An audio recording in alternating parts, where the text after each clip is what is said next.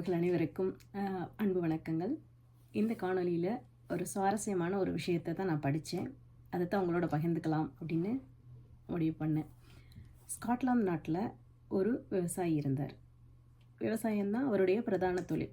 அவருக்கு குழந்தைகள் இருந்தாங்க. அதில் ஒரு சின்ன பையனும் இருந்தான். அவர்கள் வறுமையில் விவசாயம் பண்ணிக்கிட்டு இருந்ததால் குழந்தைகளை படிக்க வைப்பது அப்படிங்கிறது ஒரு கடினமான செயலாக இருக்குது.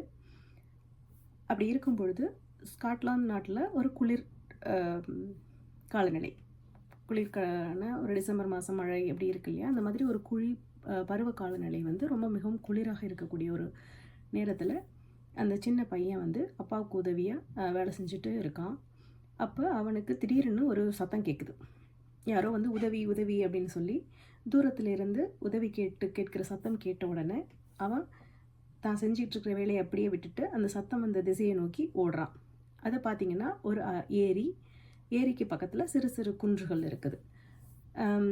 பனிக்காலங்களில் பார்த்திங்கன்னா ஏரியில் உள்ள தண்ணியெல்லாம் உறைஞ்சி தரை போலவே ஆகிடும். அதே மாதிரி மிக மலை போல் இருக்கிற இடத்துல உள்ள பனியும் உருகி அதில் இந்த சறுக்கி விளையாடுற விளையாட்டுக்களை சிறுவர்கள் பனிக்கால சறுக்கு விளையாட்டுகளாக இந்த விளையாட்டுக்களை விளையாடுவாங்க. நாடுகளில் வாழ்கிறவங்களுக்கு இது நல்லாவே புரியும். அந்த மாதிரி ஒரு பனி சறுக்கு விளையாட்டு விளையாடி இருக்காங்க பசங்க. அப்படி பனியில் மேலேருந்து சறுக்கி வரும்பொழுது அது வந்த வேகத்தில் நேராக போய் அந்த அருகாமையில் உள்ள ஏரி மேலே இருக்கிற அந்த உறைஞ்சி போன நீர் மேலே போய் விழுந்ததில் அந்த அதிர்வில் அந்த பனி உறைஞ்சிருந்த பனி உடஞ்சி உள்ள தண்ணி தான் இருக்கும். மேலே ஒரு லேயர் தான் பனியாக உறைஞ்சிருக்கும், கீழே தண்ணி இருக்கும். அந்த லேயர் உடஞ்சி அந்த பையன் அந்த குளிரான தண்ணிக்குள்ளே விழுந்துட்டான். குளிரான தண்ணிக்குள்ளே விழுந்தால் மிகவும் கடுமையான குளிராக இருக்கும். அவனுக்கு நீச்சல் தெரியாது, வெளியில் எப்படி வர்றதுன்னு தெரியல, குளிர் தாங்க முடியல. அவன் உதவின்னு அலறான். அங்கே இருந்த மற்ற சிறுவர்கள், அந்த சிறுவர்களுடைய அம்மா அப்பா கூட அந்த ஃப்ரீசிங் கோல்டு அப்படின்னு சொல்லுவாங்க, கையை வச்சோடனே ரத்த ஓட்டம் உறைஞ்சி போகிற அளவுக்கான ஒரு குளிர். ஸோ அந்த மாதிரி குளிரான ஒரு நேரத்தில் எப்படி இறங்கி அந்த பையனை காப்பாற்றுறது, இறங்கினா நம்மளும் ஃப்ரீஸ் ஆகிடுவோமா, என்ன பண்ணுறதுனே எல்லாமே அந்த சூழ்நிலையில் எப்படி என்ன உதவி செய்கிறதுன்னு தெரியாமல் மலைச்சு நிற்கும் பொழுது ஓடி வந்த சிறுவன் கொஞ்சம் கூட யோசிக்காமல் அவன் பாய்ந்து அந்த தண்ணிக்குள்ளே குதிக்கிறான். அந்த பையனை, இவனுக்கு நீச்சல் தெரியும், அவனை இழுத்துக்கிட்டு கொஞ்சம் கொஞ்சமாக அந்த இதை உடச்சி கரையை நோக்கி அந்த பையனை இழுத்துட்டு காப்பாற்றிடுறான். அந்த கரைக்கு விழுந்த உடனே குளிர் தாங்க முடியாமல் இவனும் அதாவது சுயநினைவு இல்லாமல் போய்ட்றான். அந்த காப்பாற்றப்பட்ட பையன் 2 பேருமே மயக்கமாகி அந்த குளிரில் இருக்கிறாங்க.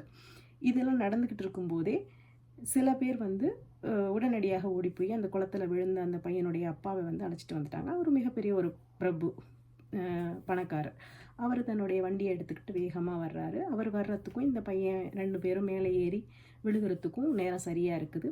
உடனே அந்த பையனை குளிர் போர்வையெல்லாம் போட்டு போற்றி சூடான தண்ணீர்லாம் கொடுத்து அவனை தோட்டி இவனையும் தோட்டி காப்பாற்றின அந்த பையனுக்கு நன்றி சொல்லிவிட்டோம். வீடு எங்கேப்பா இருக்குன்னு கேட்டோம். பக்கத்தில் தான் இருக்குது அப்படின்னு சொன்னோன்னே, சரி நான் நாளைக்கு உங்கள் வீட்டில் ஒன்று சந்திக்கிறேன்னு சொல்லிட்டு அந்த பையனை கூட்டிகிட்டு போயிடுறாரு. அடுத்த நாள் காலையிலேயே தான் காப்பாற்றப்பட்ட மகனோடு அந்த கணவான் இந்த விவசாயியோட வீட்டுக்கு வர்றாரு. உங்கள் பையன் இல்லைன்னா என் பையனை காப்பாற்றி இருக்க முடியாது, மிக்க நன்றி, உங்களுக்கு நான் ஏதாவது கைமாறு செய்யணும்னு நினைக்கிறேன், நீங்கள் என்ன வேணாலும் கேளுங்க, நான் செய்கிறேன் அப்படின்னு சொல்கிறாரு. உடனே அந்த பையன் எனக்கு படிக்கணும், எங்களுடைய குடும்ப சூழ்நிலை காரணமாக என்னால் படிக்க முடியல, நான் ஸ்கூலில் போய் படிக்கணும் அப்படின்னு சொல்கிறான். சரி, உன்னுடைய கல்விக்கான மொத்த செலவையும் நான் ஏற்றுக்கொள்கிறேன் அப்படின்னு சொல்லிட்டு அதுக்கான ஏற்பாடுகளை இந்த கணவான் செய்கிறாரு. கொஞ்ச காலத்தில் அவங்க அந்த பக்கத்து ஊரில் இருந்து மாற்றலாகி வேறு ஊருக்கு போயிடுறாங்க. ஆனால் அந்த கல்விக்கான தொகையெல்லாம் அவர் கொடுக்குறாரு. இந்த பையன் அவர் கட்டுற பணத்தில் தான் படித்து வர்றான். காலங்கள் உருண்டோடுது. அப்போ இந்த கணவான் தன்னோட பையனை அழைச்சிக்கிட்டு வெளிநாட்டுக்கு போயிட்டாரு, வேறு ஊருக்கு போயிட்டாரு. அந்த பையனும் வளர்ந்து எல்லாமே பெரிய ஆளாயிட்டான். அவனும் ஒரு மிகப்பெரிய ஒரு பதவியில் இருக்கிறாங்க அந்த பையனும். அப்போ அந்த பையனுக்கு காய்ச்சல் வருது, உடல்நிலை சரியில்லாமல் போகுது. மிகவும் மோசமான நிலையில் பல இடங்களில் அதை காப்பாற்றுறதுக்கு முயற்சி பண்ணுறாங்க. அப்போ சொல்கிறாங்க, இங்கே பிரபல்யமான ஒரு டாக்டர் இருக்கிறாருன்னு, அவர்கிட்ட கூட்டிகிட்டு போனால் காப்பாற்ற வாய்ப்பு இருக்குது அப்படின்னு. இவர்கள் இந்த பையனை கொண்டு போய் அந்த புது டாக்டர்கிட்ட காமிச்சோன்னே அவர் மிகப்பெரிய ஒரு அறிவாளி, ஆராய்ச்சியாளர். அவர் தற்போது ஒரு புதுசாக ஒரு மருந்து கூட கண்டுபிடிச்சிருக்காரு அப்படின்னு சொல்லி. ஸோ அவர் இந்த பையனை காப்பாற்றிட்டார். ஸோ ட்ரீட்மெண்ட் கொடுத்து சிறந்த முறையில் காப்பாற்றி இவரும் உடல்நலம் தேர்னதுக்கப்புறம் அவருடைய தந்தையார் அந்த பிரபு கணவான் வந்து இந்த டாக்டருடைய கையை பிடிச்சிக்கிட்டு, மிக்க நன்றி, என்னோடய குழந்தைய வந்து என்னோடய பையனை வந்து காப்பாற்றிட்டீங்க அப்படின்னு சொன்னோடனே அவர் உடனே சிரிச்சுக்கிட்டு, நீங்கள் 2 முறை நன்றி சொல்லணும், நான் உங்கள் பையனை 2 முறை காப்பாற்றிருக்கேன்னொன்னே இவருக்கு ஒன்றும் புரியல. 2 முறையா? ஆமாம், சின்ன வயசில் ஞாபகம் இருக்குதா, குளத்தில் அந்த ஏரியில் குளிர் ஏரியில் விழுந்த பொழுது காப்பாற்றின அதே சிறுவன் தான் நான் அப்படின்னோடனே இவருக்கு ரொம்ப ஆச்சரியமாயிடுச்சு. நான் நீங்கள் கொடுத்த பணத்தில் தான் நானும் படித்து இப்போ டாக்டராக இருக்கேன் அப்படின்னு சொல்கிறாரு. சொன்னோடனே இவங்க 2 பேரும் யார் அப்படின்னு கடைசியாக அந்த உண்மையை வந்து அந்த ஸ்டோரியில் ரிவீல் பண்ணுறாங்க. பென்சிலின் அப்படின்னு சொல்லி நீரிழிவு நோய்க்கான அந்த மருந்தை கண்டுபிடித்த அலெக்சாண்டர் பிளம்மிங் அப்படிங்கிறவர் தான் அந்த ஏழை சிறுவன் அப்படின்னும், இந்த கணவானுடைய மகன் யார் என்றால் பிரிட்டிஷ் சாம்ராஜ்யத்தையே கட்டி ஆண்ட வின்ஸ்டன் சர்ச்சில் அப்படின்னு சொல்லி அந்த கதையோட முடிவு முடியுது. இது ரொம்ப கேட்குறதுக்கு வந்து ரொம்ப இன்ஸ்பைரிங்காகவும் இருந்தது. ஆஹா, இது தெரியாத விஷயமா இருக்கே, அதாவது வரலாற்றில் ஒரு முக்கியமான விடயமாக இருக்கிறதுன்னு நான் ஆச்சரியப்பட்டேன். ஆனால் இதை வெளியில் மக்களுக்கு சொல்லும் பொழுது இதனுடைய உண்மைத்தன்மையை நம்ம தெரிஞ்சுக்கணும் அப்படிங்கிறதுக்காக நான் கூகுளில் போயிட்டு இதை பற்றிய தேடல்களை நான் செய்த பொழுது நிறைய முரண்பாடுகளை இதை வைத்தார். இந்த கதை வந்து ஒரு கற்பனை கதை, இதில் இருக்கிற எதுக்குமே வரலாற்று சான்றுகள் இல்லை அப்படின்னு அதில் குறிப்பிட்டிருந்தாங்க. குறிப்பாக சொல்ல போனால் சில இடங்களில் அலெக்சாண்டர் பிளம்மிங்கோட தந்தையான அந்த விவசாயி தான் இந்த பையனை காப்பாற்றினாருன்னு சில இடத்துல கதைகள் உலவிக்கிட்டு இருக்கு. அலெக்சாண்டர் பிளம்மிங்கே வின்ஸ்டன் சர்ச்சில் காப்பாற்றினாரு அப்படிங்கிற வந்து ஒரு கதையும் உலவிக்கிட்டு இருக்கு. ஆனால் அதற்கான எந்த வரலாற்று சான்றுகளும் இல்லை அப்படின்னு சொல்லி அதில் இணையத்திலிருந்து தகவல் கிடைத்தது.